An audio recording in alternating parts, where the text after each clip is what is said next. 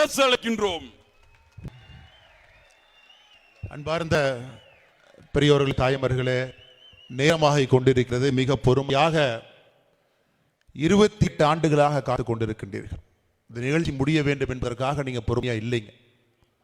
இது எப்பொழுதுமே இன்னார் அந்த நிகழ்ச்சி முடிஞ்சிருக்கும். இன்னைக்கு கொஞ்சம் தாமதமாக சென்று கொண்டிருக்கின்றோம்.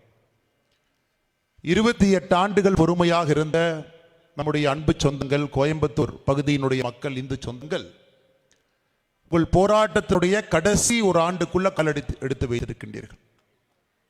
இந்தியாவில் பாரதிய ஜனதா கட்சியை பொறுத்தவரை உங்களுக்கு தெரியாத எதுவும் இல்லைங்க. ஒரு விஷயத்தை கையில் எடுத்தால் அது அரை நூற்றாண்டு தாண்டி இருந்தாலும் கூட அந்த விஷயத்தை முடிவுக்கு கொண்டு வந்துதான் ஒரு சபதமாக செய்துவிட்டு தான் அடுத்த வேலைக்கு பாரதிய ஜனதா கட்சி போகும். 1950 ஆர்டிக்கல் 370 எடுக்கணும் அப்படின்னு போராடி நம்முடைய தலைவர்கள் எல்லாம் இருந்து ஒரு தேர்தல் அறிக்கையிலும் கூட வாக்குறுதியாக கொடுத்து 2019 ஆகஸ்ட் மாதத்தில் நாம் எடுத்து காட்டினோம். ஒரு விஷயத்தை சொன்னா பாரதிய ஜனதா கட்சி செய்யும் என்பது இந்தியாவில் இருக்கக்கூடிய எல்லா மக்களுக்கும் தெரியும். இன்று பொறுமையாக இருக்கக்கூடிய நீங்கள் கடைசி ஒரு ஆண்டுக்குள்ள திராவிட முன்னேற்ற கழகத்தினுடைய ஆட்சியிலும் ஒரு ஆண்டு பாக்கி இருக்கு. அதுக்குள்ள கால் எடுத்து வச்சுட்டோம். 2026 நிச்சயமாக தமிழக அரசியலில் ஒரு மாற்றம் வரும். அந்த மாற்றம் உங்களுக்காக இல்லை, எனக்காக இல்லை, இந்த கலாச்சாரத்திற்காக, தமிழகம் தன்னுடைய இழந்த போல் என்கின்ற எண்ணத்திற்காக, அதற்காக மிகப்பெரிய அளவில் இங்கே வந்திருக்கக்கூடிய எல்லா சொந்தங்களுக்கும் முதல் உங்கள் பாதத்தை தொட்டு நான் தலை வணங்குகின்றேன். உங்களுடைய பொறுமைக்காக, எல்லாவற்றையும் தாண்டி உங்களுடைய வைராகியத்திற்காக. 1998 பிப்ரவரி 13, 14 ஒரு கரும்புள்ளி, யாரும் அதை மறக்கவே மாட்டாங்க.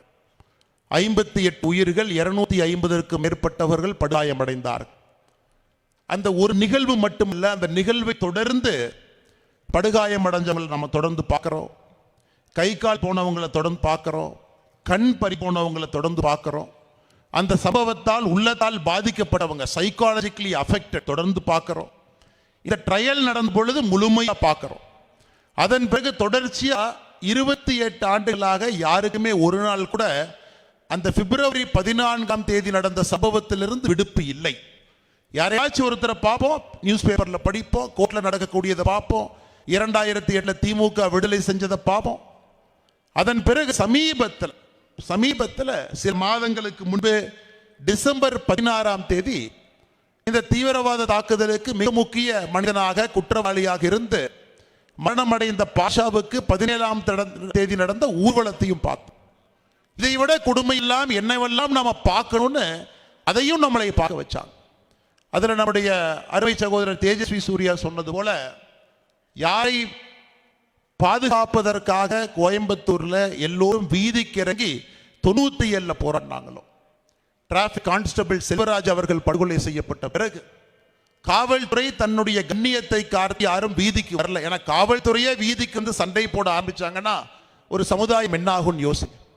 காக்கி சட்டை அணிந்த ஒருவரை பட்ட பகல்ல வெட்டி கொண்டிருக்கிறார். காரணம், வண்டியை நிறுத்தி பேப்பர் கேட்டதுக்கு. ஆனா காவல்துறை தன்னுடைய கண்ணியத்திற்காக வீதிக்கு அன்னைக்கு யாரும் வரல. ஆனா பொதுமக்கள் அன்னைக்கு வீதிக்கு வந்தாங்க. நம்முடைய ஹிந்து உணர்வு மிக்கவர்கள் பொது இடத்துக்கு வந்தாங்க. RSS பேரியக்கம் பொது இடத்துக்கு வந்துச்சு, இந்து முன்னணி பொது இடத்துக்கு வந்துச்சு, பாரதிய ஜனதா கட்சி பொது இடத்துக்கு வந்தது.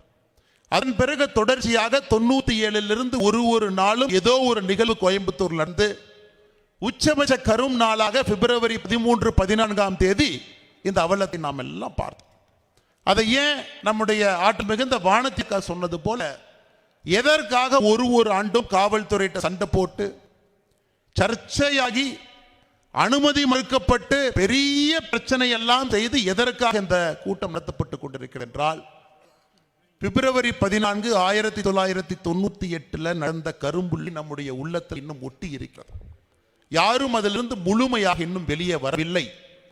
முழுமையாக வருவதற்கான அறிகுறிகள் திராவிட முன்னேற்ற கழகத்தினுடைய ஆட்சியில தெரியல. அதனால் அடுத்த ஜெனரேஷன் வரக்கூடியவர்கள் 18 வயசை நிரம்பி வாக்காளர்களாக மாறி ஓட்டு போட போறவங்க எல்லோருக்கும் இந்த நாளில் கோயம்புத்தூர் மண்ணில் ஞாபகப்படுத்தி கொண்டிருக்கின்றோம். தவறான ஒரு அரசு அமைந்தால் என்ன நடக்கும் என்பதை 28 ஆண்டுகளாக இதே மேடையில் இருந்து நாம் ஞாபகப்படுத்திக் கொண்டிருக்கின்றோம். ஒரு ஆண்டு பார்த்தீங்கன்னா மே 21ஆம் தேதி தீவிரவாதத்திற்கு எதிரான நாள், ஆன்டி டெரரிசம் டே, பயங்கரவாதத்திற்கு எதிரான நாள். அந்த மே 21ஆம் தேதி பள்ளிக்கூடத்திலிருந்து கல்லூரியிலிருந்து புது இடத்துல எல்லோரும் இணைந்து தீவிரவாதத்துக்கு எதிராக ஒரு கொள்கை முழக்கத்தை நாம் எடுத்துக்கொள்ள வேண்டும் சங்கல்பமாக. இது மத்திய அரசு சொல்லியிருக்கிறாங்க, சில மாநிலத்தில் கடைபிடிக்கிறாங்க. தமிழகத்தில் யாராச்சும் மே 21ஆம் தேதி தீவிரவாதத்துக்கு எதிராக மாநில அரசு பள்ளியில கல்லூரியில பொது இடத்துல பொதுமக்களை கொண்டு வந்து தீவிரவாதத்துக்கு எதிராக சங்கல்பம் எடுங்க, நீங்க பார்த்திருக்கீங்களா? அரசு விதி இது நடத்தப்பட வேண்டும் என்று சொல்லுகின்றது, பண்ண மாட்டாங்க. காரணம், இங்க இருக்கக்கூடிய அரசியல்வாதிகளுக்கு தீவிரவாதத்துக்கு எதிராக ஒரு முழக்கத்தை வைத்தாலே அது ஏதோ ஒரு சமுதாயத்திற்கு எதிராக போய்விடும்.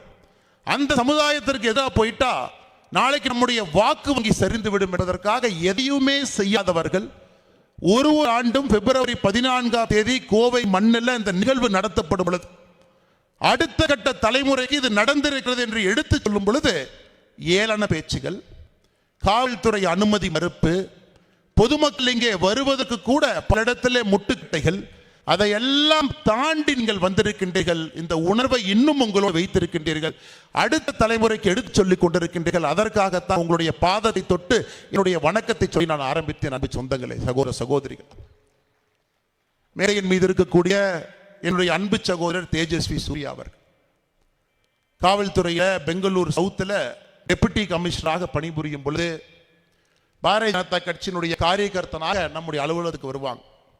பர்மிஷன் கேட்டு வருவார், போராட்டம் நடத்த வேண்டும் என்று வருவார். அலுவலகத்திற்கு வந்து மக்களோடு மக்களாக இருந்து காவல்துறையிடம் பல நேரம் சண்டை போட்டு பாரதிய ஜனதா கட்சியினுடைய கொள்கையை எப்பொழுதும் விட்டு கொடுக்காத ஒரு இளைஞனாக நான் பார்த்த தேஜஸ்வி சூர்யா, அதன் பிறகு அதே இடத்துல ஒரு இளைய எம்பியாக பெங்களூர் தெற்கு தொகுதியில் 2019 அந்த மக்களுடைய ஆதரவை எல்லாம் பெற்று பாராளுமன்ற உறுப்பினராக 2024 மறுபடியும் மக்களுடைய ஆதரவை பெற்று இன்னும் அதிகமாக வித்தியாசத்தில் பாராளுமன்ற உறுப்பினராக, அதையெல்லாம் தாண்டி எனக்கு ஒரு பெருமையான விஷயம், இன்றும் ஒரு மாதத்தில் தமிழகத்தினுடைய மாப்பிள்ளையாக ஆக இருக்கக்கூடிய அருமை சகோதரர் தேஜஸ்வி சூர்யா அவர்களே, அவருக்கு மார்ச் மாதத்தில் சென்னையை சார்ந்த அன்பு சகோதரி தமிழர், அவரோடு திருமணம் நிச்சயிக்கப்பட்டு பெங்களூரில் நடக்க இருக்கிறது. அதனால் இந்த நேரத்தில் இதே மேடையில் அவருக்கு இந்த வாழ்த்தையும் உங்கள் முன்னால் சொல்ல வேண்டும் என்று ஆசைப்படுகின்றேன். அதே போல மேடையில் இருக்கக்கூடிய இந்து முன்னணியினுடைய ஆற்றல் மிகுந்த தலைவர் அண்ணன் காளேஸ்வர சுப்பிரமணியம் அவர்கள், தமிழகத்தில் இந்து எழுச்சி சாத்தியமா? வீரதுறவி ஐயா அது சாத்தியம் என்பதை நிரூபணம் செய்துவிட்டு ஆண்டவரோடு இருக்கின்றார். இன்னைக்கு அவருடைய வழித்தோன்றலாக வந்து சென்னிமலையிலே பிரச்சனையாக இருக்கட்டும், திருப்பரங்குன்றத்திலே பிரச்சனையாக இருக்கட்டும், இன்னைக்கு ஒரு மிக முக்கிய குரலாக எல்லோரையும் ஒருங்கிணைத்து வீதியிலே தொடர்ந்து போராடி கொண்டிருக்கக்கூடிய அண்ணன் காடேஸ்வர சுப்பிரமணியம் அவர்களுடைய பணிக்கு நான் தலை வணங்கி என்னுடைய வாழ்த்துக்களையும் இந்த நேரத்திலே என்னுடைய நன்றி கடனும் நான் இந்த மேடையிலே செலுத்துகின்றேன். 2026 பாரதிய ஜனதா கட்சியினுடைய தேர்தல் அறிக்கையில் எங்களுக்கு 234 எம்எல்ஏக்கள் கொடுங்க, கோயம்புத்தூர் தெற்கு தொகுதியை போல எம்எல்ஏக்கள் பணி செய்வார்கள் என்று சொல்லும் அளவுக்கு, Coimbatore south BJP MLA model என்று சொல்லும் அளவுக்கு கிடைத்த வாய்ப்பை முழுமையாக பயன்படுத்தி, அவருக்காக அல்ல, இந்த கட்சிக்காக அல்ல, இந்த கலாச்சாரத்திற்கே ஒரு பாரதிய ஜனதா கட்சியினுடைய உறுப்பினர் மக்களுடைய அன்பை பெற்று வெற்றி பெறும் பொழுது எப்படிப்பட்ட வேலைகள் எல்லாம் செய்து காட்ட முடியும் என்பது இடைவிடாத அவருடைய அமைப்பு பணி. அகில இந்திய பாரதிய ஜனதா கட்சி மகளிர் அணியுடைய தலைவியாக கடுமையான பணி, முழுமையான பணி. அதோடு இந்த பகுதியினுடைய சட்டமன்ற உறுப்பினராக இருந்து பாரதிய ஜனதா கட்சியினுடைய மூத்த தலைவராக இருந்து எல்லா இடத்திலும் திறம்பட செயல்பட்டுக் கொள்ளக்கூடிய அக்கா வானதி ஸ்ரீனிவாசன் அவர்களே, அல்லுமா தீவிரவாதிகள் திராவிட முன்னேற்ற கழகம் அவங்களை ஏதோ பெரோல்ல விட்டுறலாம், அண்ணா ஐயா அவர்களுடைய பிறந்த நாள் விழா விட்டுறலாம் என்று யோசிக்கும் பொழுது அதை ரகு மனோகர் ஐயாவோடு சேர்ந்து சென்னை உயர் நீதிமன்றத்திலே தடுத்து நிறுத்தி, அதன் பிறகு உச்ச நீதிமன்றம் அண்ணன் யோகேஸ்வரன் அவர்களோடு உச்ச நீதிமன்றம் வரை சென்று அங்கேயும் தடுத்து நிறுத்திய அண்ணன் ஸ்ரீதர் மூர்த்தி அவர்கள் நம்மோடு மேடையில் இருக்கின்றார்கள். அவருக்கும் இந்த நேரத்தில் என்னுடைய நன்றி கலந்த வாழ்த்துக்களை வணக்கங்களை தெரிவித்துக் கொள்கின்றேன். நம்முடைய மாவட்ட தலைவர்களாக இருக்கக்கூடிய ரமேஷ் குமார் அவர்கள், சந்திரசேகர் அவர்கள், மொழிபெயர்ப்பு நடத்திய அருமை சகோதரர் வசந்தராஜ் அவர்கள் இங்கு இருக்கக்கூடிய RSS பேரியக்கத்தினுடைய எந்த எதிர்பார்ப்பும் இல்லாமல் பிரச்சாரங்களாக இந்த நாடு நன்றாக இருக்க வேண்டும் என்று பணி செய்யக்கூடிய நம்முடைய முன்னோர்கள், பரிவார் இயக்கத்தினுடைய முக்கியமான தலைவர்கள், பாரதிய ஜனதா கட்சியினுடைய பொதுச்செயலாளர் AP முருகானந்தம் அவர்கள், துணைத் தலைவர் ப்ரொஃபசர் கணேசபூபதி ஐயா அவர்கள், இன்று பாரதிய ஜனதா கட்சியினுடைய பொருளாளர். ஆனால் 1998 குண்டு வெடிப்பில் நேரடியாக பாதிக்கப்பட்டு கோமாவிட பல மாதங்கள் இருந்து இந்த வயதிலும் கூட பாரதிய ஜனதா கட்சி ஆட்சிக்கு வர வேண்டும் என்று கங்கணம் கட்டி உழைத்துக் கொண்டிருக்கக்கூடிய அண்ணன் SR சேகர் அவர்கள். இதே இடத்திற்கு உங்களுக்கு தெரியும், நம்முடைய பாரத பிரதமர் நரேந்திர மோடி ஐயா 2024 அந்த ரோட் ஷோவை எல்லாம் முடித்துக்கொண்டு கடைசியாக வந்த இடம் இது. இதே இடத்துல பாரத பிரதமர் நரேந்திர மோடி ஐயா அவர்கள் இந்த கோயம்புத்தூர் குண்டு வெடிப்பில் உயிரிழந்த 58 ஜீவன்களுக்கு இதே இடத்துல மரியாதை செலுத்தினாங்க.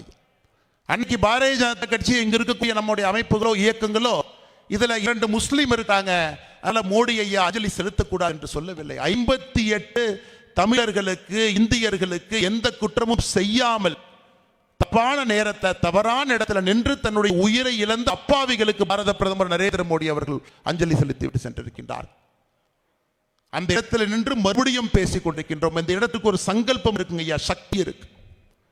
ஒரு ஆண்டும் 1000 மக்கள் ஒரு இடத்துல வந்து நின்று ஒரே உணர்வோடு ஒரே விஷயத்தை பேசும் பொழுது அந்த மண்ணுக்கு நிச்சயமாக ஒரு சங்கல்பமும் சக்தியும் இருக்கும். அதுதான் ஒரு தாமரை இங்கே மலர வைத்திருக்கிறது. நிச்சயமாக இந்த சங்கல்பமும் இங்கு இருக்கக்கூடிய சக்தியும் வருகின்ற காலத்துல எல்லா இடத்திலும் தாமரையை மலர வைக்கும். தேசிய ஜனநாயக கூட்டணியுடைய எல்லோரையும் வெற்றி பெற செய்யும் என்கின்ற முழு நம்பிக்கை எனக்கு இருக்கு. எனக்கு முன்பு பேசிய தலைவர்கள் நேரடியாக இதை பார்த்தவர்கள். 1998 10ஆம் வகுப்புல ஒரு மாணவனாக இருந்தவன் நான். அண்ணன் விவேகானந்தன் அவர்கள் உட்பட பேசிய ஒரு தலைவரும் கூட நேரடியாக சம்பந்தப்பட்டவர்கள், பார்த்தவர், பாதிக்கப்பட்டவர்.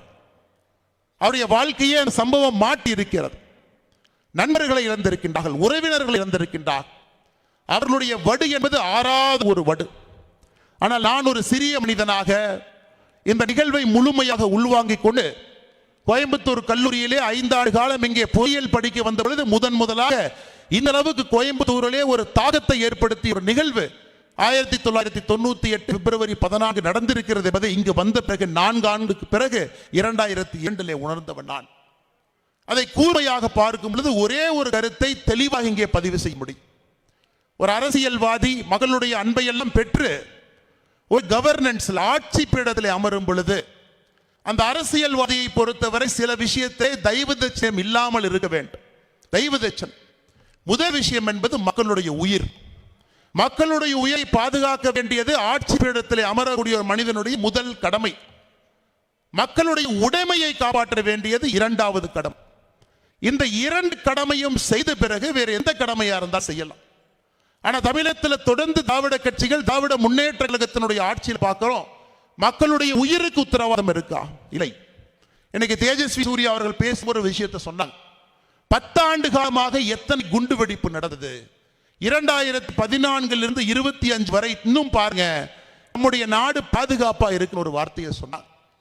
அது சாதாரணமா நடக்கலீங்க. அதே காவல்துறை அதிகாரிகள், அதே NSA, அதே RA, அதே IB, நமக்கு பயிர் செய்யக்கூடிய அதே அதிகாரிகள். ஆனா என்ன மாறிச்சுனாங்க ஐயா, மேலே உட்காரக்கூடிய மனிதன் மட்டும் நரேந்திர மோடி என்கின்ற மனிதன் வந்து இந்த பீடத்திலே அமர்ந்தார். தனக்கு இடப்பட்ட 2 வேலைகளை முக்கியமாக எடுத்தார். ஒன்று மக்களுடைய உயிர், 2வது மக்களுடைய உடைமை.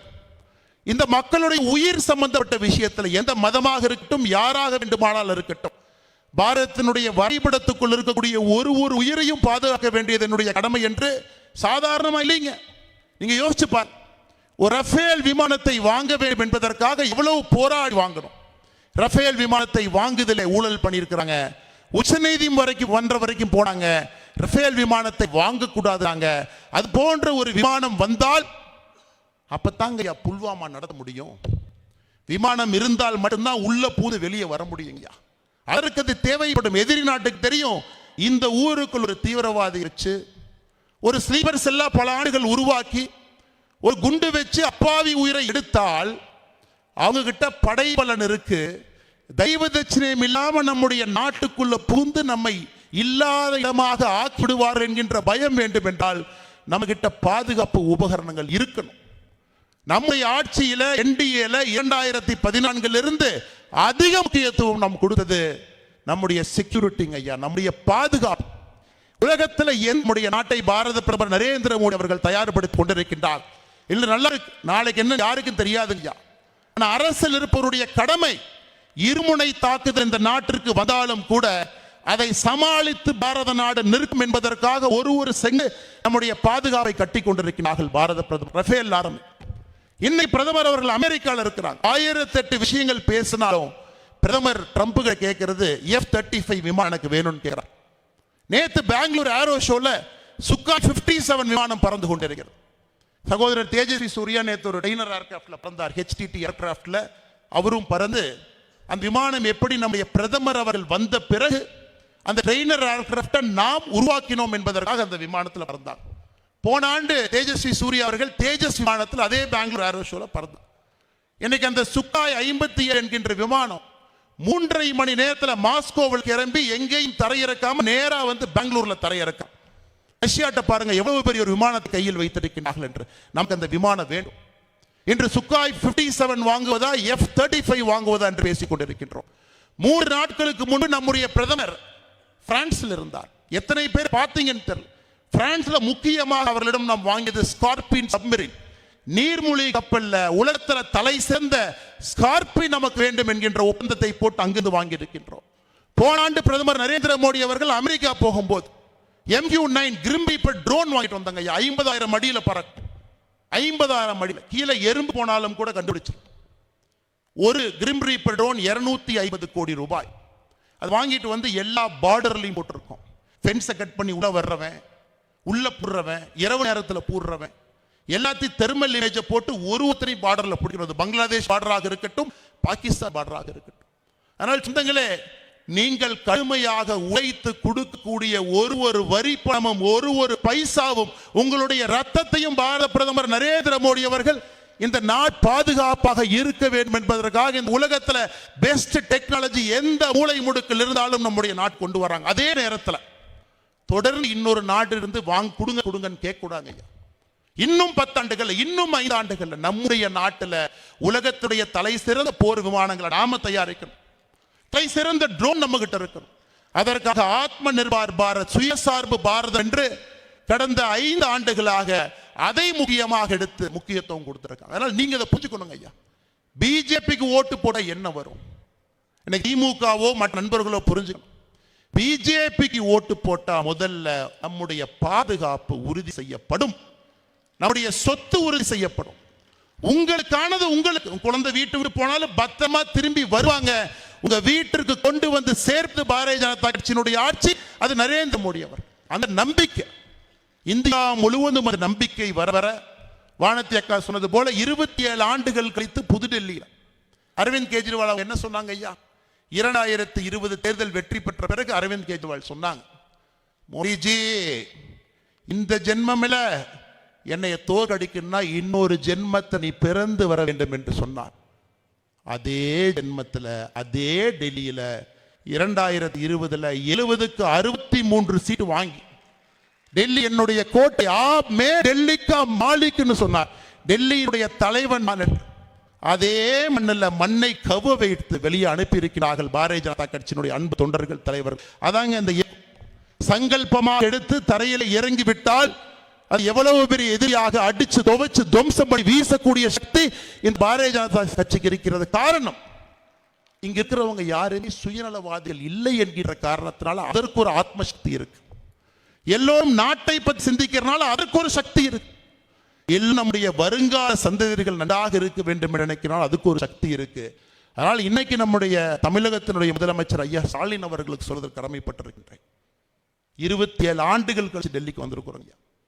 15 ஆண்டுகள் காங்கிரஸ், இடையில 2 ஆண்டுகள் கூட்டணி ஆட்சி, மறுபடியும் 10 ஆண்டுகள் ஆம் ஆத்மி கட்சி. அதனால் இப்போது நாங்க 200 வாங்குவோம், நாங்க 150 வாங்குவோம், 170 வாங்குவோம்னு சொல்லிட்டு இருக்கிறேன். 2026 திராவிட முன்னேற்ற கழகம் தமிழகத்திலிருந்து மண்ணோடு வேரோடு துடைத்து எரியப்படும். அதில் எந்த மாற்று கருத்தும் இல்லைங்க. காரணம், சாதாரண மக்கள் முடிவு செய்து விட்டார்கள். வேற எதை பத்தி இல்லைங்க, என்னுடைய உயிருக்கு உத்தரவாதம் இல்லை என்பதை முடிவு செய்து விட்டார். ஒரு அரசனுடைய முதல் கடமை என்னுடைய உயிருக்கு உத்தரவாதம் கொடுக்கணும். இல்லை, 2022 அக்டோபர் 23 இங்க பாருங்க ஐயா, உலகத்திலே இல்லாத ஒரு ஜோக்கு தமிழகத்தில் மட்டும்தான். அந்த நிகழ்வு நடந்து 2 ஆண்டுகள் முழுமையாக. அந்த நிகழ்வு நடந்து NIA 4 குற்ற பத்திரிக்கை, அந்த நிகழ்வு நடந்து NIA 17 பேர் அரெஸ்ட் பண்ணி போட்டிருக்காங்க. இன்னைக்கு முதலமைச்சர் சொல்வது கோயம்புத்தூர்ல நடந்தது ஒரு சிலிண்டர் விபத்து.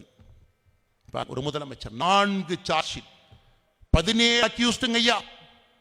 அதுல முக்கிய குற்றவாளியா இருக்கக்கூடிய ஜமீஷா முபீனுடைய வீடியோ அதெல்லாம் முதலமைச்சர் போட்டு காட்டுவாங்க. எனக்கே தெரியுது, ஜமீஷா முபீன் 7 நிமிஷம் பேசுற வீடியோ. எதற்காக இதை நான் செய்யறேன்? பையத் எடுத்திருக்கேன். நான் யாருகிட்ட பையத் எடுத்திருக்க? பையத் என்றால் சத்திய பிரமாணம். யார் இஸ்லாம் மதத்தை நம்பவில்லை அவர்கள் நான் குவிக்க போறேன். சத்தியத்தை எடுத்து வீடியோ ரிலீஸ் பண்ணிட்டு வெளியே வந்து தற்கொலை படை தாக்குதல் நடத்தி உயிரை இழந்த ஜமீஷா முபீன் இன்னைக்கு கூட முதலமைச்சருடைய வாயிலிருந்து ஒரு வார்த்தை வராது. கேட்டா அது சிலிண்டர் விபத்து. ஆனா இந்த சம்பவத்துக்கு காரணமாக இருக்கக்கூடிய இஸ்லாமிக் ஸ்டேட் ஆஃப் கொர்சான் என்று இருக்கக்கூடிய Afghanistan, Iran, Iraq, north India, இதையெல்லாம் இஸ்லாமிக் ஸ்டேட் தீவிரவாத இயக்கத்தை பொறுத்தவரை குர்சான் என்கின்ற ஒரு பேரை வச்சிருக்கிறாங்க. அவர்கள் மாதம் மாதம் வெளியிடக்கூடிய அந்த magazine voice of Khurasan, voice of கொர்சான்ல அவர்களே பொறுப்பேற்றுக் கொண்டு விட்டார்கள். கோயம்புத்தூர்ல நடந்தது எங்கள் இயக்கத்தை சார்ந்த, எங்களுக்கு சத்திய பிரமாணம் செய்து கொடுத்து நடத்திய அந்த ஜமீஷா முபீன் எங்கள் இயக்கம் பொறுப்பேற்றுக் கொள்கிறது என்று வாக்குமூலம் கொடுத்த பிறகு கூட, அதாவது இஸ்லாமிக் தீவிரவாத இயக்கத்தினுடைய அதிகாரப்பூர்வ நாளேடு அவங்க ஏத்துக்கிட்டாங்க. அதன் தலைப்பு பாருங்க, a message to the inhabitants of the land occupied by cow and worshipping and mice worshipping filth. தமிழ்ல என்ன சொல்றாங்கன்னா, அந்த பொறுப்பை ஏற்றுக்கொண்ட தலைப்பு வச்சிருக்கிறாங்க. ஒரு செய்தி சொல்றோம், எந்த நிலத்துல மாடுகள் அதிகமாக சுற்றித் திரிகிறதோ, எந்த இடத்தை எலிகளை வணங்குகின்றார்களோ அந்த ஃபில்த்னா குப்பை, எந்த நிலத்தில் இருக்கக்கூடிய குப்பைகள் எலிகளையும் மாடுகளையும் வணங்குகின்றார்களோ உங்களுக்கு நாங்கள் கொடுக்கின்ற செய்தி தான் அக்டோபர் 23, 2022 தீவிரவாத தாக்குதல். அவங்க கொடுத்த தலைப்பு. இன்னும் முதலமைச்சரை பொறுத்தவரை என்ன சொல்றாங்கன்னா, இது வந்து ஒரு சிலிண்டர் பிளாஸ்ட். எப்படிங்க நியாயம் கிடைக்கும்? எப்படி நியாயம் கிடைக்கும்? நீங்களே சொல்லுங்க. ஒரு முதலமைச்சரே இங்கே நடந்த ஒரு நிகழ்வை நியாயப்படுத்துறாங்க அரசியல் காரணத்திற்காக. அப்படி இருக்கும் பொழுது நீங்க நெஞ்ச தொட்டு சொல்லணும், உங்களுடைய உயிருக்கு தமிழகத்தில் இந்த மண்ணில் உத்தரவாதம் இருக்கிறா என்பதை நீங்கள் நெஞ்ச தொட்டு சொல்லணும். உத்தரவாதம் இல்லை. குழந்தை ரோட்ல நடந்து போன பத்திரமா திரும்பி வருவாங்களா? உத்தரவாதம் தமிழகத்தில் இருக்கா? சத்தியமா இல்லை. பள்ளிக்கூடத்துக்கு அனுப்பினா கூட்டு பலாச்சாரம் செய்யாம அந்த பாப்பா திரும்பி வருவாங்களா? சத்தியமா இல்லை. நன்றாக படிக்க வைத்து தமிழகத்திலே தலை சிறந்த பொறியியல் கல்லூரியாக இருக்கக்கூடிய அண்ணா பல்கலைக்கழகத்துக்கு அனுப்பினா பாப்பா பத்திரமா வீட்டுக்கு வருவாங்களா? சத்தியமா இல்லை. ஆட்டோல ஏறி வெளியே வர்றீங்க, பாதுகாப்பா வர முடியுமா? இல்லை. அரசு பேருந்தில் இருந்து வர்றீங்க, வர முடியுமா? இல்லை. அரசு பள்ளிக்கூடத்துக்குள்ள போய் வெளியே வர்றீங்க, வர முடியுமா? இல்லை. நான் சொன்னதெல்லாம் கடந்த 3 ஆண்டுகள்ல எங்கே எல்லாம் பாலியல் வன்கொடுமைகள் நடந்திருக்கக்கூடிய இடத்தை நான் சொல்றேங்க ஐயா. அரசு பேருந்தில் இருந்து, ஆட்டோவில் இருந்து, ஆம்புலன்ஸ்ல இருந்து, அண்ணா பல்கலைக்கழகத்தில் இருந்து, அரசு பள்ளியில், தனியார் பள்ளிக்கூடத்தில், இத்தனை இடத்துல நடக்குது. காதிலே பூவை சுற்றி கொண்டு மக்கள் எனக்கு 200 கொடுப்பாங்க, மக்கள் எனக்கு 200 கொடுப்பாங்க, 23ஆம் புலிகேசியை போல் பேசிக் கொண்டிருக்கின்றார். அதனால்தான் அன்பு சொந்தங்களே, திராவிட முன்னேற்ற கழக அரசு தன்னுடைய கடைசி 1 ஆண்டு காலத்தில் கால் எடுத்து வைத்திருக்கின்றார். அதான் உண்மை. இதன் பிறகு மக்கள் தெளிவா இருக்கிறார். திருப்பரங்குன்றத்தில் நீங்க பாருங்க, சாதாரண வேலையா 4 மணிக்கு தீர்ப்பு. 4 மணிக்கு தமிழ்நாட்டில் 350 இடத்துல யாராவது கோயிலுக்கு போனா இது அண்ணன் சொன்னது போல பஸ்ஸில் அவங்களே நேம் பிளேட்டை மாத்தி இதுல ஏறினா நேரா போலீஸ் ஸ்டேஷன். அப்படி இருந்த இடத்துல தீர்ப்பு வந்த 4 மணிக்கு வந்தது, டிவிலேயே 4:15 தான் வந்துச்சு. அரை மணி நேரத்தில் 4:45 ஆயிரக்கணக்கான தொண்டர்கள் அண்ணன் காடேஸ்வரா சுப்பிரமணியம் அவர்கள் உட்பட நம்முடைய தலைவர்களுடைய பேச்சை கேட்கணும், நமக்காக நிற்கிறாங்க, அங்கே நிற்கணும் என்று வந்திருக்கிறாங்கன்னா அது எழுச்சி இல்லைங்களா? அது எழுச்சி இல்லைங்களா? திமுகவுக்கு நன்றாக தெரியும், 1923 திருப்பரங்குன்றத்தினுடைய தீர்ப்பு ஆங்கிலேயர்கள் இருக்கும் பொழுதே ஒரு சப் டிவிஷனல் ஜட்ஜ் தீர்ப்பு கொடுத்துட்டார். இது எதுவும் இல்லை, இது வந்து முருகனுக்கு சொந்தம், கோவில் சொந்தம், இந்த இடம் சொந்தம், மலை சொந்தம். 26 அப்பீலுக்கு போறாங்க. அப்பீல் வந்து 2 மத சகோதரர்களும் கொஞ்சம் சமாதானமா போங்க. 31 ஹையஸ்ட் அப்பீலாக இருக்கக்கூடிய viceroy court 1931 highest appeal viceroy court ஆங்கிலேயர்கள் காலத்தில் அவங்க தீர்ப்பு எழுதிட்டாங்க, இது முருகனுடைய மலை. பிரச்சனை முடிஞ்சு போச்சு. பிரச்சனை ஆரம்பிச்சது யார்? அங்கு போய் முருகனுடைய தலத்துல மக்களால் தேர்ந்தெடுக்கப்பட்ட எம்பி உட்கார்ந்து மாமிச சாப்பிடுறாரு. மாமிச சாப்பிட்றீங்களேன்னு சொன்னா நமக்கு பதிலடி கொடுக்குறாரு. மாமிச சாப்பிடல, நான் சாப்பிட்டு நீ ப்ரூவ் பண்ணா நான் பதவியை விடுறேன், இல்லாட்டி நீ பதவியை விடு. சாப்பிட்டதை போட்டோல போட்டு வீடியோல போட்டு தமிழகத்துல மட்டும்தான் இல்லை என்று சொல்லக்கூடிய அரசியல் ஜென்மங்கள் இங்க இருக்கிறாங்க. பாஷா ஊர்வலம், அரசியல் கட்சிகள் போட்டி போட்டு வரார். ஒருத்தருக்கு அப்பா, எங்க அப்பா அப்படிங்கிறார். எங்க 58 பேருக்கு அப்பா இல்லையா? அந்த 250 பேர் இறந்தாங்க, அவங்களுக்கு அப்பா இல்லையா? புல்வாமாவில் பாதுகாப்பு படை முழுவதுமாக வேனிஷ்ட், அவர்களுக்கு அப்பா இல்லையா? பாஷாக்கு மட்டும்தான் அப்பா இருக்கிறாங்க, வேற யாரும் அப்பா இல்லை. இவங்க அப்பா எல்லாம் கண்ணுக்கு தெரியலையா? இன்னொரு அரசியல்வாதி சொல்றாரு, ஐயோ நம்முடைய இஸ்லாமிய தீவிரவாத கைதிகள் ஜெயிலில் ரொம்ப கஷ்டப்படுறாங்க, எனக்கு ரத்த கண்ணீர் வருது, எப்படியாச்சும் கொஞ்சம் வெளியே விட்டா நல்லா இருக்கும். அண்ணன் திருமாவளவன் அவர்களும் அண்ணன் சீமான் அவர்களும் வந்து பேசுறாங்க, முதல் ஆளா வர்றாங்க. பாஷா அவருடைய பூத உடலை யாரு தூக்கணுங்கிற போட்டா போட்டி அந்த டிவியை பாருங்க. நீ ஃபர்ஸ்ட் தூக்குவியா நான்? ஏன்னா ஓட்டு பிட்டை எடுக்க வேண்டும் என்பதற்காக களத்துக்கு வந்திருக்கக்கூடிய அரசியல்வாதிகளை புறம் தள்ள வேண்டிய நேரம் நமக்கு வந்து விட்டது. அன்பு சொந்தங்களே, நேரம் வந்துருச்சு. ஆனா இதுக்கு மேல தமிழ்நாடு தாங்காதுங்க, இதுக்கு மேல தாங்காது. எல்லைக்கு போயாச்சுன்னா சிலது ரிவர்சபிள். சில தவறுகளை 10 வருஷம் தவறு செஞ்சா கூட திருத்திடலாம், திரும்ப இயல்பு நிலைக்கு அது வந்துடும், அந்த பொருள் இயல்பு நிலைக்கு வந்துடும். ஆனா இன்னைக்கு தமிழகத்தில் நடக்கக்கூடிய தவறுகள் இர்ரிவர்சபிள் நோக்கி போயிடுச்சுங்க ஐயா, திருத்த முடியாத நிகழ்வுகள். அந்த பொருளை திருப்பி கொண்டு வர 10 ஆண்டுகளா? அப்படிப்பட்ட ஒரு நிகழ்வை தமிழகத்தில் தினமும் சாதாரணமாக திராவிட முன்னேற்ற கழகத்தினுடைய முதலமைச்சர் தலைவர்கள் தினமும் செஞ்சிருக்கிறாங்க. Irreversible change. இந்த மாற்றத்தை திரும்ப யார் வந்தாலும் கூட ஒரு வருடத்தில் ஆண்டவனே வந்தாலும் திரும்ப அதை கொண்டு வர முடியாது ஐயா.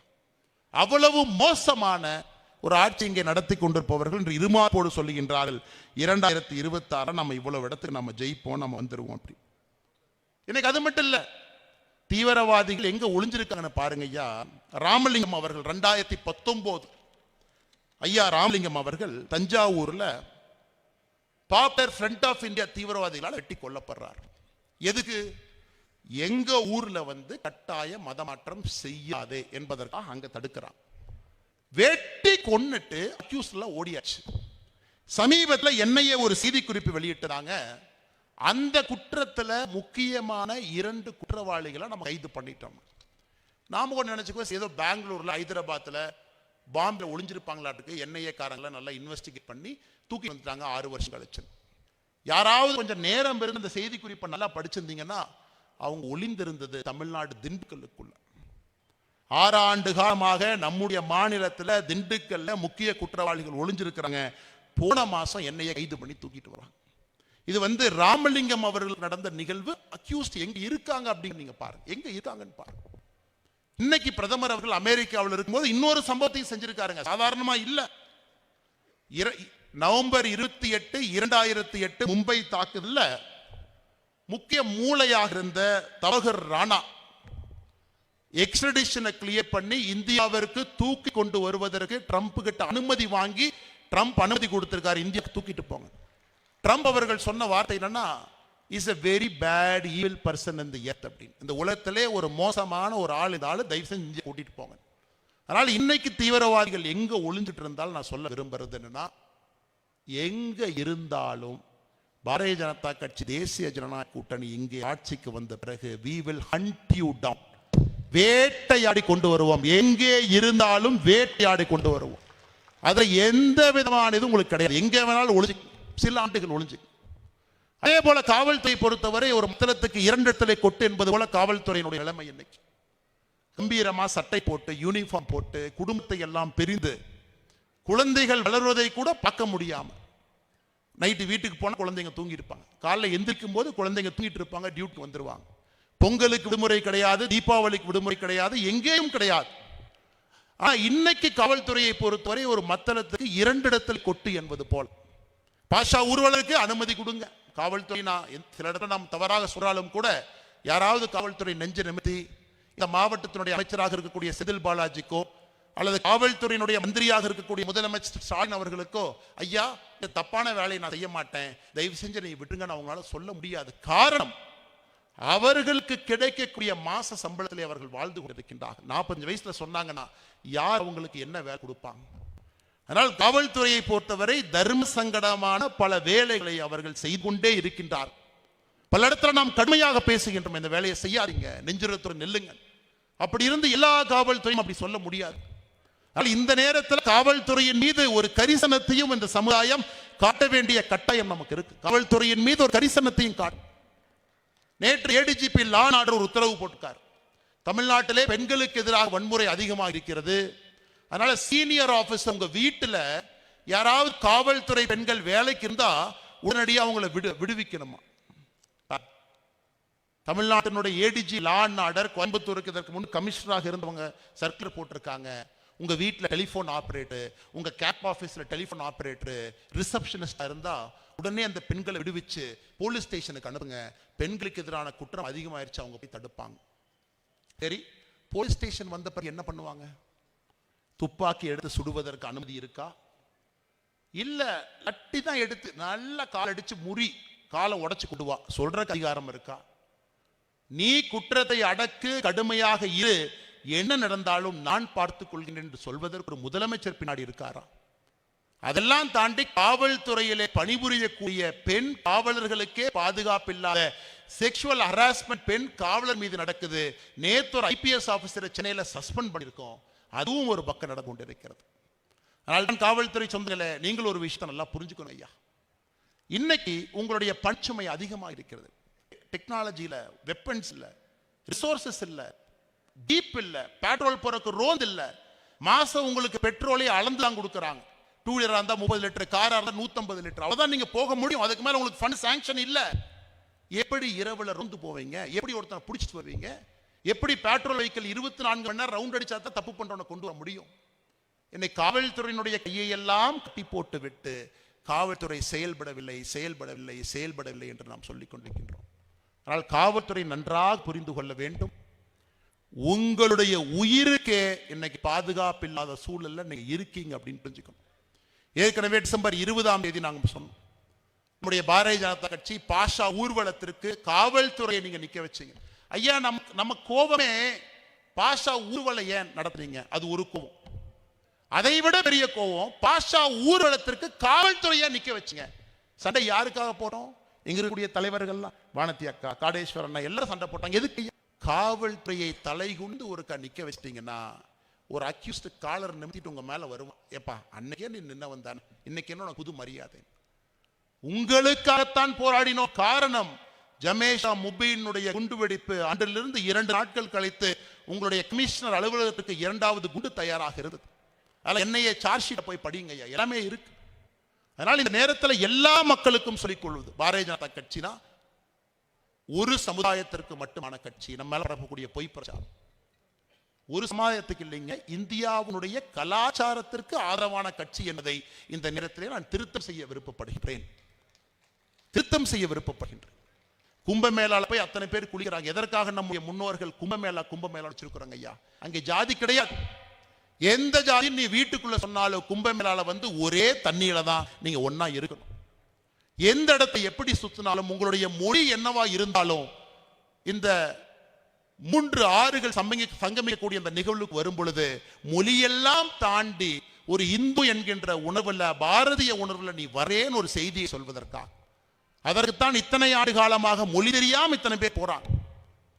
அலகாபாத்துக்கு போறாங்க. ஒரு 12 ஆண்டுகளுக்கு ஒரு முறை கும்பமேளால 1000 ஆண்டுகளாக பங்கேற்கின்றார்கள். காரணம், இந்த நாட்டில் ஒரே ஒரு கலாச்சாரம் இருக்கு. அந்த கலாச்சாரம் எல்லோரையும் அரவணைத்து செல்லக்கூடிய கலாச்சாரம். அதற்கு இந்துத்துவா என்கின்ற பெயர். உன்னை என்ன சொல்லுவாங்க, சனாதன தர்மம் ஏதோ ஆகாத வார்த்தை. காலத்தை கடந்து நிற்கக்கூடிய தர்மம் சனாதன தர்மம். அதற்கு ஆரம்பமும் இல்லை, முடிவும் இல்லை, எப்பொழுதும் இருக்கக்கூடிய தர்மம் சனாதன தர்மம். இஸ்லாம் மதம் தோன்றியதற்கு முன்பு வந்தது சனாதன தர்மம், கிறிஸ்துவ மதம் தோன்றியதற்கு முன்பு வந்தது சனாதன தர்மம். அனைவரையும் உள்ளடக்கக்கூடியதுன்னா அது ஒரு கெட்ட வார்த்தை மாதிரி தமிழகத்தில் அரசியல்வாதிகள் சொல்லுவாங்க. அவங்க எல்லாம் சனாதானிகள்னா தப்பா வார்த்தை. இதையும் சாதாரண மக்களுக்கு புரிய வைக்க வேண்டிய வேலை நமக்கு இருக்குதுங்க ஐயா. எதிரானவங்க கிடையாது. இஸ்லாமிய தீவிரவாதியை நாம் பேசிக் கொண்டிருக்கின்றோம். நாம பேசல, ட்ரம்ப் இன்னைக்கு பேசுறார், மோடி ஐயாட்ட பேசுறார், இஸ்லாமிக் ராடிகலைசேஷன். மியூனிக்ல, ஜெர்மனியில மியூனிக் ஐயா, இன்னும் 3 நாட்கள்ல செக்யூரிட்டி கான்ஃபரன்ஸ் நடக்குது. உலகத்தினுடைய தலைவர்கள் மியூனிக் போவாங்க. நேத்து ஒருத்த கார் எடுத்துட்டு வந்து பொதுமக்கள் மேல ஏத்தி 30 பேர் இன்னைக்கு ஹாஸ்பிட்டல் இருக்காங்க. ஜனவரி 1ஆம் தேதி அமைதியான முறையில் புத்தாண்டை கொண்டாடுவதற்காக மக்கள் இருக்காங்க. நியூ ஆர்லியன்ஸ்ல அமெரிக்கால ஒரு காரை ட்ரக் எடுத்துட்டு வந்து அடிச்சு 15 பேர் இறந்தாங்க, 45 பேர் ஹாஸ்பிட்டல் இருக்காங்க. ஏன் உலகத்துல மட்டும் இந்த தீவிரவாதம் என்று சொல்லும் பொழுது ஒரு மதத்தை சார்ந்த அந்த மதத்தை புரியாத சில நபர்கள் எதற்காக இந்த எக்ஸ்ட்ரீம் மெஷர் எடுக்கிறார்? சார்ந்தவன் இல்லை என்றால் அவர்களுக்கு தீவிரவாதியாக நாம் தெரிகின்றோம். அதையெல்லாம் பேசித்தாங்க ஐயா மாறணும். குழந்தைங்கிட்ட பேசணும், எல்லாத்துக்கிட்டையும் பேசணும். மே 21ஆம் தேதி மாநில அரசு நடத்துதோ இல்லையோ, நீங்க ஒரு பள்ளிக்கூடம் நடத்துறீங்க, ஆன்டி டெரரிசம் டே பிளட்ஜ் எடுக்கவங்க எம்ப்ளாய். நீங்க ஒரு சின்ன ஒரு நிறுவனம் நடத்துறீங்க, மே 21ஆம் தேதி பயங்கரவாதத்துக்கு எதிரான சங்கல்பத்தை நீங்க எடுங்க. இல்ல தனி மனிதனா இருக்கிறீங்க, வீட்டில் 4 பேர்த்த சேர்த்தி பயங்கரவாதத்துக்கு எதிரான சங்கல்பத்தை நீங்க, அது மட்டும்தான் மக்களுக்கு இந்த உணர்வு வர வர பயங்கரவாதத்தை ஒழிப்பது. என்னதான் மோடி அவர்கள் எவ்வளவு விஷயத்தை இந்தியாவில் செய்தாலும் ஒரு தனி மனிதன் பயங்கரவாதத்துக்கு எதிராக நிற்க ஆரம்பிக்கும் பொழுது இடம் இல்லாமல் பயங்கரவாதம் காணாமல் போகும். அது நம்மளால செய்ய முடியுங்க. அதனாலதான் ஒரு ஆண்டும் இந்த இடத்துல இருக்கின்றோம், சங்கல்பத்தோடு சென்று கொண்டிருக்கிறோம். உங்களுடைய பொறுமையை சோதிக்காம இங்கே வந்திருக்கக்கூடிய எல்லா அன்பு சொந்தங்களுக்கும் கூட இன்னும் பல ஆண்டுகள் நடக்குங்க. இல்ல பாரதிய ஜனதா கட்சி ஆட்சிக்கு வந்துட்டோம், நினைவு கம்பம் இங்க கட்டிட்டோம், நடக்காதா? கண்டிப்பா நடக்கும். இல்ல பாரதிய ஜனதா கட்சி வந்த பிறகு இறந்து போன 58 உயிர்களுக்கு, காவல்துறை நண்பர்களுக்கு எல்லாத்துக்கும் பென்ஷன் கொடுக்கிறோம். இதற்கு முன் நாம் பேசி இருக்கின்றோம், மாதாந்திர பென்ஷன். நடக்காதா? கண்டிப்பா நடக்கும். காரணம், தீவிரவாதம் என்பது ஒரு தவறான மனிதன் தன்னுடைய மதத்தை தவறாக புரிந்து கொள்ளும் வரை தீவிரவாதம் என்பது அந்த மண்ணில் இருக்கும். அதற்கு பாதுகாவலராக வேட்டை நாய்களாக இருக்க வேண்டிய பொறுப்பு நாம் மட்டும்தான். அதை ஒரு வருஷமும் உணர்ந்து யாரோ ஒருத்தர் ராடிகலைஸ் ஆகாம, யாரோ ஒருத்தர் தப்பான நரேட்டிவ் செட் பண்ணா சமுதாயத்தை நல்வழிப்படுத்தி நல்ல ஒரு பாதையில எடுத்து செல்ல வேண்டிய கடமை இங்கு இருக்கக்கூடிய எல்லா பெரிய மனிதர்களுக்கும் இருக்கிறது. 28 ஆண்டுகளாக செய்து கொண்டிருக்கின்றீர்கள், வரும் ஆண்டிலும் நீங்கள் செய்ய வேண்டும் என்று சொல்லி திராவிட முன்னேற்ற கழகத்திற்கு ஒரே ஒரு எச்சரிக்கை கொடுத்து இந்த மீட்டிங், என்னுடைய பேச்சை நான் முடிக்க வேண்டும் என்று நினைக்கின்றேன் ஐயா. திராவிட முன்னேற்ற கழகத்தை பொறுத்தவரை குரங்கு கையில 2 ஆப்பத் கொடுத்த மாதிரிங்க ஐயா. 2 குரங்கு கையில 2 ஆப்பம். ஒரு ஆப்பத்து பேரு முஸ்லீம், இஸ்லாம், இன்னொன்னு பேரு கிறிஸ்டியன். இன்னைக்கு திமுக இப்படி விளையாண்டுட்டு இருக்குன்னா, நீ கொஞ்சம் இந்த அப்பத்தை கடி, நீ கொஞ்சம் இந்த அப்பத்தை கடி, நீ கொஞ்சமா கடி, நீ கொஞ்சமா மட்டும் கடிப்பா, இது 2 நேர்படுத்திக்கிட்டே வர்றேன். கடைசியில குரங்கும் இருக்காது, 2 அப்பமும் இருக்காது. அது 2026 திராவிட முன்னேற்ற கழகத்துக்கு சிறுபான்மை என்று சொல்லக்கூடிய சமுதாயமே திராவிட முன்னேற்ற கழகத்தை வெளியே தூக்கி போட போறாங்க. அதை கண்கூடாம நாம் பார்த்து கொண்டிருக்கின்றோம். நிச்சயம் நடக்கும். சிறுபான்மை பெரும்பான்மை எல்லோரும் தீவிரவாதத்துக்கு எதிராக இணைய வேண்டும் என்று சொல்லி இந்த அற்புதமான மேடையில் இருக்கக்கூடிய எல்லா தலைவர்களுக்கும், இங்கு இருக்கக்கூடிய நம்முடைய முன்னோர்களுக்கும், நம்முடைய அன்பு சொந்தங்களுக்கும் என்னுடைய நன்றி கலந்த வாழ்த்துக்களை, வணக்கங்களை மறுபடியும் உங்களுக்கு செலுத்தி என்னுடைய உரையை முடித்துக் கொள்கின்றேன். நன்றி, வணக்கம். பாரத்